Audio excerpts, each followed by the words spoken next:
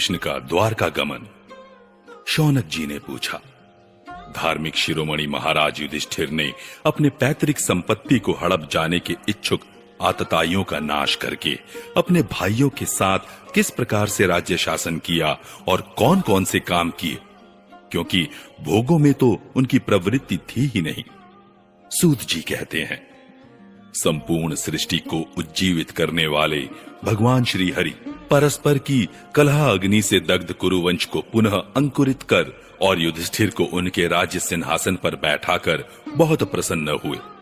भीष्म पितामह और भगवान श्री कृष्ण के उपदेशों के श्रवण से उनके अंतःकरण में विज्ञान का उदय हुआ और भ्रांति मिट गई। भगवान के आश्रय में रहकर वे समुद्र पर्यंत सारी पृथ्वी का इंद्र के समान शासन करने लगे। भीमसेन आदि उनके भाई पूर्ण रूप से उनकी आज्ञाओं का पालन करते थे। युधिष्ठिर के राज्य में आवश्यकता अनुसार यथेष्ट वर्षा होती थी। पृथ्वी में समस्त अभीष्ट वस्तुएं पैदा होती थी। बड़े बड़े थनों वाली बहुत सी गौएं प्रसन्न रहकर गौशालाओं को दूध से सींचती रहती थी। नदियां, समुद्र, पर्वत, वनस्पति, लताएं और औषधियां प्रत्येक ऋतु में यथेष्ट रूप से अपनी अपनी वस्तुएं राजा को देती थी। अजातशत्रु महाराज युधिष्ठिर के राज्य में किसी प्राणी को कभी भी आदि व्याधि अथवा दैविक, भौतिक और आत्मिक क्लेश नहीं होते थे। अपने बंधुओं का शोक मिटाने के लिए और अपनी बहन सुभद्रा की प्रसन्नता के लिए भगवान श्री कृष्ण कई महीनों तक हस्तिनापुर में ही रहे। फिर जब उन्होंने राजा युधिष्ठिर से द्वारका जाने की अनुमति मांगी, तब राजा ने उन्हें अपने हृदय से लगाकर स्वीकृति दे दी। भगवान उनको प्रणाम करके रथ पर सवार हुए। कुछ लोगों ने उनका आलिंगन किया और कुछ ने प्रणाम।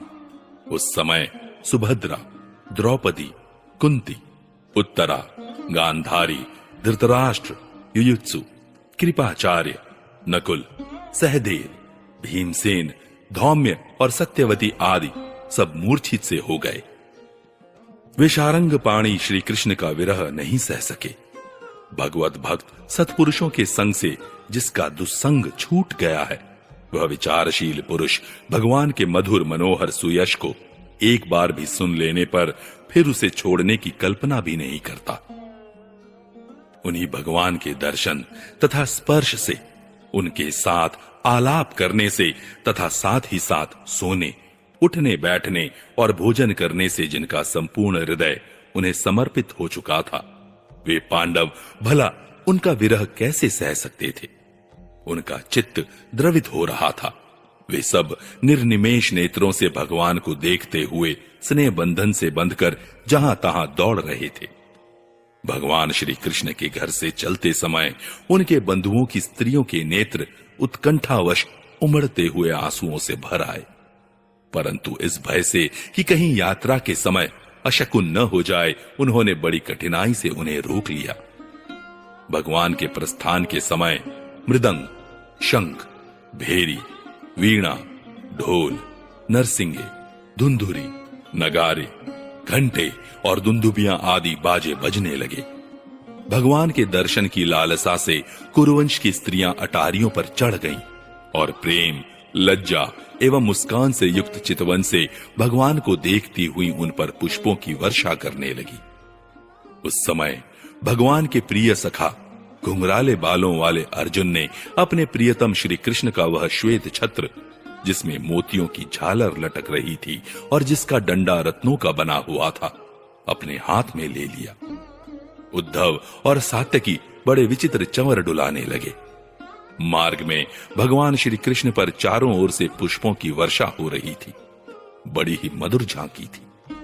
जहां तहां ब्राह्मणों के दिए हुए सत्य आशीर्वाद सुनाई पड़ रहे थे। वे सगुण भगवान के तो अनुरूप ही थे, क्योंकि उनमें सब कुछ है, परंतु निर्गुण के अनुरूप नहीं थे, क्योंकि उनमें कोई प्राकृत गुण नहीं है।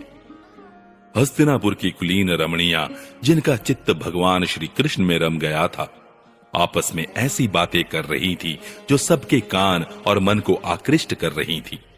वे आपस में कह रही थी, सखियों, ये वे ही सनातन परम पुरुष हैं जो प्रलय के समय भी अपने अद्वितीय निर्विशेष स्वरूप में स्थित रहते हैं। उस समय सृष्टि के मूल ये तीनों गुण भी नहीं रहते। जगदात्मा ईश्वर में जीव भी लीन हो जाते हैं और महत्त्ववादी समस्त शक्तियां अपने कारण अव्यक्त में सो जाती हैं। उन्होंने ही फिर अपने नाम रूप रहित स्वरूप में नाम रूप के निर्माण की इच्छा की तथा अपनी काल शक्ति से प्रेरित अप्रकृति का, जो कि उनके अंशभूत जीवों को मोहित कर लेती है और सृष्टि की रचना में प्रवृत्त रहती है, अनुसरण किया और व्यवहार के लिए वेदादि शास्त्रों की रचना की। इस जगत में जिसके स्वरूप का साक्षात्कार जितेंद्रिय योगी अपने प्राणों को वश में करके भक्ति से प्रफुल्लित निर्मल हृदय में किया करते हैं, ये श्री कृष्ण वही साक्षात परम ब्रह्म है। वास्तव में इन्हीं की भक्ति से अंतःकरण की पूर्ण शुद्धि हो सकती है, योगादि के द्वारा नहीं। सखी, वास्तव में ये वही हैं जिनकी सुंदर लीलाओं का गायन वेदों में और दूसरे गोपनीय शास्त्रों में व्यासादि रहस्यवादी ऋषियों ने किया है, जो एक अद्वितीय ईश्वर हैं और अपनी लीला से जगत की सृष्टि, पालन तथा संहार करते हैं, परंतु उनमें आसक्त नहीं होते। जब तामसी बुद्धि वाले राजा अधर्म से अपना पेट पालने लगते हैं, तब ये ही सत्व गुण को स्वीकार कर ऐश्वर्य, सत्य, ऋत, दया और यश प्रकट करते और संसार के कल्याण के लिए युग युग में अनेकों अवतार धारण करते हैं। अहो, यह यदुवंश परम प्रशंसनीय है, क्योंकि लक्ष्मीपति पुरुषोत्तम श्री कृष्ण ने जन्म ग्रहण करके इस वंश को सम्मानित किया है। वह पवित्र मधुवन भी अत्यंत धन्य है, जिसे इन्होंने अपने शैशव एवं किशोर अवस्था में घूम फिरकर सुशोभित किया है।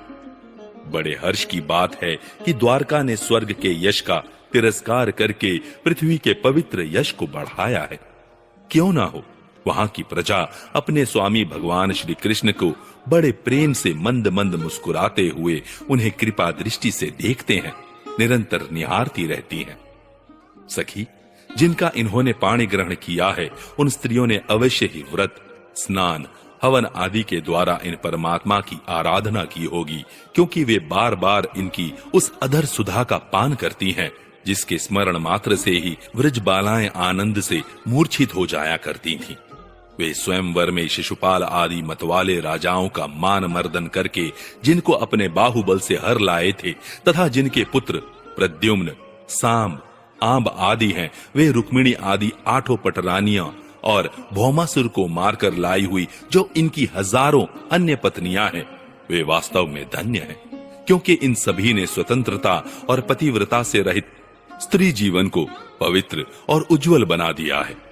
इनकी महिमा का वर्णन कोई क्या करे। इनके स्वामी साक्षात कमल नयन भगवान श्री कृष्ण हैं, जो नाना प्रकार की प्रिय चेष्टाओं तथा पारिजात आदि प्रिय वस्तुओं की भेंट से इनके हृदय में प्रेम एवं आनंद की अभिवृद्धि करते हुए कभी एक क्षण के लिए भी इन्हें छोड़कर दूसरी जगह नहीं जाते। हस्तिनापुर की स्त्रियां इस प्रकार बातचीत कर ही रही थीं कि भगवान श्री कृष्ण मंद मुस्कान और प्रेम पूर्ण चितवन से उनका अभिनंदन करते हुए वहां से विदा हो गए। अजात शत्रु युधिष्ठिर ने भगवान श्री कृष्ण की रक्षा के लिए हाथी, घोड़े, रथ और पैदल सेना उनके साथ कर दी। उन्हें स्नेहवश यह शंका हो आई थी कि कहीं रास्ते में शत्रु इन पर आक्रमण न कर दें। सुदृढ़ प्रेम के कारण कुरुवंशी पांडव भगवान के साथ बहुत दूर तक चले गए। वे लोग उस समय भावी विरह से व्याकुल हो रहे थे। भगवान श्री कृष्ण ने उन्हें बहुत आग्रह करके विदा किया और सात्यकी, उद्धव आदि प्रेमी मित्रों के साथ द्वारका की यात्रा की। शौनक जी, वे कुरुजांगल, पांचाल, शूरसेन, यमुना के तटवर्ती प्रदेश ब्रह्मावर्त, कुरुक्षेत्र, मत्स्य, सारस्वत और मरुधन्व देश को पार करके सौवीर और आभीर देश के पश्चिम आनर्त देश में आए। उस समय अधिक चलने के कारण भगवान के रथ के घोड़े कुछ थक से गए थे। मार्ग में स्थान स्थान पर लोग उपहार आदि के द्वारा भगवान का सम्मान करते। सायंकाल होने पर वे रथ पर से भूमि पर उतर आते और जलाशय पर जाकर संध्या वंदन करते। यह उनकी नित्यचर्या थी।